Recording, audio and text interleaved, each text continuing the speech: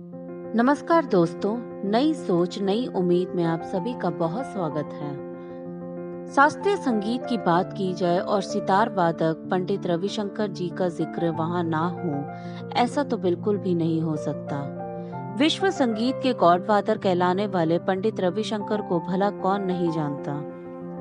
उन्होंने भारतीय शास्त्रीय संगीत को पूरी दुनिया में अलग पहचान दिलाई। रविशंकर जी ने अपनी पूरी जिंदगी सितार के नाम कर दी थी और आखिरी वक्त में भी उन्होंने सितार को कभी भी अपने से दूर नहीं होने दिया। तबीयत खराब होने के बाद भी उन्होंने स्टेज शो किए। वे अक्सर कहा करते थे कि सितार के साथ उनका निजी और आध्यात्मिक रिश्ता भी है। रविशंकर जी का जन्म उत्तर प्रदेश के वाराणसी में 7 अप्रैल 1920 को एक बंगाली परिवार में हुआ था। वे 7 भाइयों में सबसे छोटे थे। उनके पिता श्यामशंकर चौधरी अंग्रेजों के अधीन एक स्थानीय बैरिस्टर के रूप में सेवा करने के बाद एक वकील के रूप में काम करने के लिए लंदन चले गए थे। उन्हें उनकी मां ने पाला था और 8 साल की उम्र तक वह अपने पिता से नहीं मिले थे।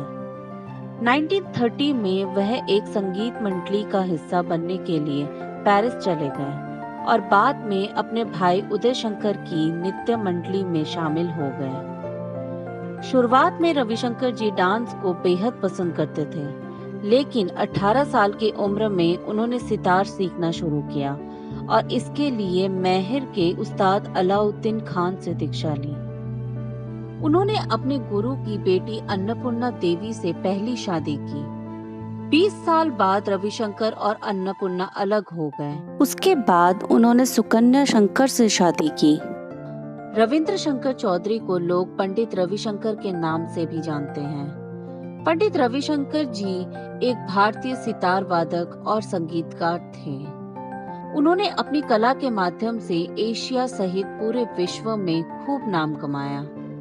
पंडित रविशंकर जी का अपने सितार से गहरा जुड़ाव था। वे दुनिया में कहीं भी शो करने जाते थे तो प्लेन में उनके लिए 2 सीटें बुक की जाती थी। एक सीट पंडित रविशंकर जी के लिए तो दूसरी उनके सितार शूरशंकर के लिए। पंडित रविशंकर जी को सदी के सबसे महान संगीतकारों में गिना जाता है। जब वे 18 वर्ष के थे तब कोलकाता में एक संगीत कार्यक्रम में उन्होंने आमिया कांति भट्टाचार्य को शास्त्रीय वाद्य यंत्र बजाते सुना। प्रदर्शन से प्रेरित होकर पंडित रविशंकर जी ने फैसला किया कि उन्हें भी भट्टाचार्य के गुरु उस्ताद इनायत खान के तहत सितार सीखना चाहिए।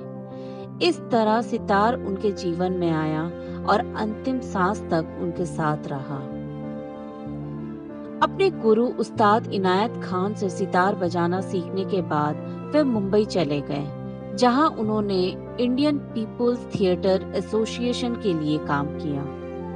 वहां उन्होंने 1946 तक बैले के लिए संगीत तैयार करना शुरू किया।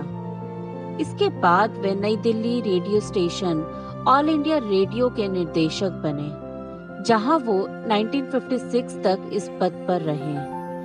आकाशवाणी तथा दूरदर्शन से इनका सितार वादन हर दिन किसी न किसी कार्यक्रम के बाद प्रसारित होता था।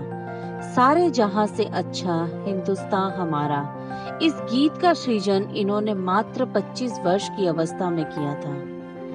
आकाशवाणी में अपने समय के दौरान शंकर जी ने ऑर्केस्ट्रा के लिए रचनाएं की। इन्होंने कई फिल्मों के लिए संगीत कंपोजिंग का कार्य भी किया। रविशंकर जी के कई गाने काफी लोकप्रिय हुए, जिनमें आज मेरे यार की शादी है, डोली चढ़ के दुल्हन ससुराल चली, मेरा यार बना दूल्हा और बाबुल की दुआएं लेती जा काफी फेमस हुए। गोयल जी ने फिल्म वचन में काम दिया और उन्होंने आशा भोसले के साथ गाना गाया। चंदा मामा दूर के पुआ पकाए पूर के, ये गाना जबरदस्त हिट हुआ।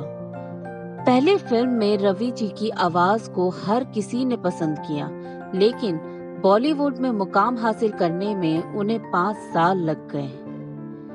1960 में गुरुदत्त की क्लासिक फिल्म चौदहवीं का चांद आई और इसके बाद रवि जी ने फिल्म इंडस्ट्री में बतौर संगीतकार अपनी जगह कायम कर ली।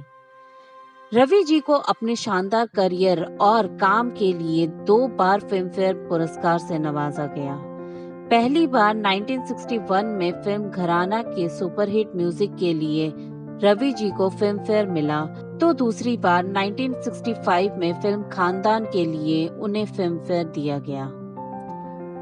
रवि जी ने अपने 4 दशक के लंबे करियर में करीब 200 फिल्में और गैर फिल्मी गानों में संगीत दिया है। पंडित रविशंकर जी की बेटी अनुष्का शंकर भी अपने पिता के पद चिन्हों पर चलना चाहती हैं। देश ही नहीं बल्कि विदेशियों को भी इन्होंने अपने सितार वादन से मंत्रमुग्ध किया है। इनके शिष्य देसी ही नहीं हैं, विदेशी भी हैं। 20वीं सदी के महान संगीतकार व सितार वादक पंडित रविशंकर जी ने भारतीय वाद्य संगीत को एक नया आयाम दिया। अमेरिका के सुप्रसिद्ध वायलिन वादक येहूदी मेनुहिन के साथ जुगलबंदियों में विश्व भर का इन्होंने दौरा किया। उस्ताद अल्लाह रखा के साथ भी इन्होंने जुगलबंदी की। रविशंकर जी ने पश्चिमी संगीत को भारतीय संगीत के साथ जोड़कर एक नया रास्ता खोला है।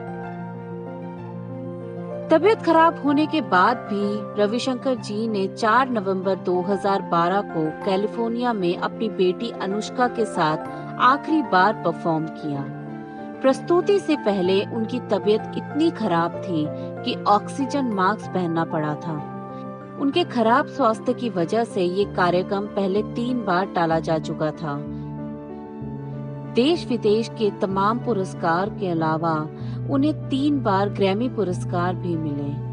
भारत में उन्हें सर्वोच्च नागरिक सम्मान भारत रत्न से भी नवाजा गया। 1986 से 1992 तक वे राज्यसभा के मनोनीत सदस्य भी रहे और अंत में 12 दिसंबर 2012 को अमेरिका के सैन डिएगो के एक अस्पताल में उनका निधन हो गया।